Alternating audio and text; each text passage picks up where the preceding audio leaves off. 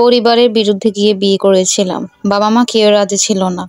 আমি খুশিই ছিলাম কারণ আমি আমার পছন্দের মানুষটিকে নিজের করে পেলাম। আপনারা যারা অবিবাহিত তারা মনে করেন বিয়ের আগের অবস্থা এবং বিয়ের পরের অবস্থা একই।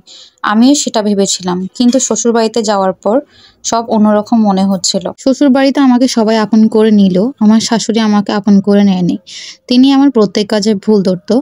আমার কোনো কাজই তার পছন্দ ছিল না। যার কারণে তিনি আমার স্বামীর কানে নানা ধরনের কথা দিত, আমার নামে বদনাম করত। আমার স্বামী ভালোই ছিল। সে কখনো তার মায়ের কথা কান দিত না। সে আমাকে অনেক বেশি ভালোবাসতো। আমার বিপদের সময় আমার পাশে থাকতো। এটাই আমার কাছে অনেক বেশি ছিল। এরপর বিয়ের কিছু মাস পরে আমি জানতে পারি আমি প্রেগনেন্ট। পরিবারের সবাই খুব খুশি। আমার স্বামী প্রথম অবস্থায় খুশি হলেও পরে তিনি খুশি হতে পারেনি। আমি প্রেগনেন্ট হওয়ার পর আমার স্বামীর ভালো একটা জায়গায় চাকরি হয়ে যায়। যার কারণে সে তার চাকরির কাজে ব্যস্ত হয়ে যায়। যার ফলে সে আমাকে ঠিকমতো সময় দিতে পারত না। কিন্তু প্রেগনেন্ট অবস্থায় মেয়েদের মুড সুইং করে। আমার তাকে কাছে পেতে মন চাইতো। তার সাথে গল্প করা, তার থেকে এক্সট্রা কেয়ার পাওয়া এগুলা। কিন্তু তার তো আমার জন্য সময় ছিল না। যার কারণে সে আমাকে সময় দিতে পারত না। অফিসের কাজ নিয়ে সারাদিন ব্যস্ত থাকতো। একটা সময় সে ভুলেই গিয়েছিল যে আমি প্রেগনেন্ট। তারপর আমার দিন এভাবে কাটতে লাগলো। আমি এক এক করে ঘরের সব কাজ প্রেগনেন্ট অবস্থায় করতাম, কারোর সাহায্য নিতাম না। প্রেগনেন্ট অবস্থায় প্রত্যেক মেয়েরই শারীরিক কিছু পরিবর্তন ঘটে। ঠিক তেমনও আমার কিছু পরিবর্তন হচ্ছিল। আমি ধীরে ধীরে মোটা হচ্ছিলাম। আমার সৌন্দর্য নষ্ট হচ্ছিল। এটা দেখে আমার স্বামী আমাকে বলে আমাকে নাকি তার ভাল লাগে না। আমাকে আর আগের মতো সুন্দরী মনে হয় না তার কাছে। দেখতে কুৎসিত মনে হয়। যার কারণে সে এখন আমার সাথে থাকতে চায় না। সে আমাকে ডিভোর্স দিতে চায়।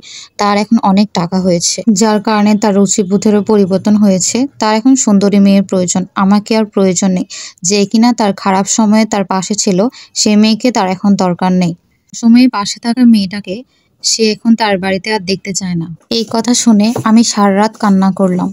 এর পরদিন আমার বাবা এলো আমার শ্বশুর বাড়িতে। বাবাকে দেখে আমি আর কান্না থামাতে পারলাম না। সাথে সাথেই কান্না শুরু করলাম।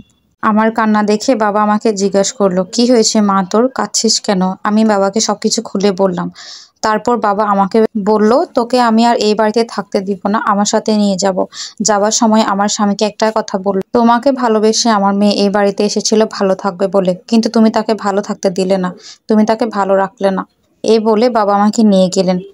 এর কিছু মাস পর আমার একটা ফুটফুটে কন্যা সন্তান হয়েছে। তার বয়স এখন ৩ বছর চলে। বাবা আমাকে অন্য একটি ভালো পরিবারে বিয়ে দিয়েছেন। সেখানে আলহামদুলিল্লাহ আমি সুখে আছি। সেখানে সবাই আমাকে খুব ভালোবাসে এবং আমার হাজব্যান্ডও আমাকে খুব ভালোবাসে। হঠাৎ একদিন খবর পেলাম যে আমার আগের স্বামী ভালো নেই। তার নাকি এখন আগের চাকরিটা নেই। তার কাছে এখন খাওয়ার জন্য কোনো পয়সাও নেই। সে আমাকে হারিয়ে আফসোস করছে অনেক বেশি। দিন শেষে একটা জিনিসই বুঝলাম, যে ভালো তার সাথে সৃষ্টিকর্তা কখনো খারাপ করে না। তার শেষটা ঠিকই সুন্দর হয়, যেমনটা আমার হয়েছিল। আজকের গল্পটি ভালো লাগলে একটি লাইক কমেন্ট করতে ভুলবেন না। আল্লাহ হাফেজ।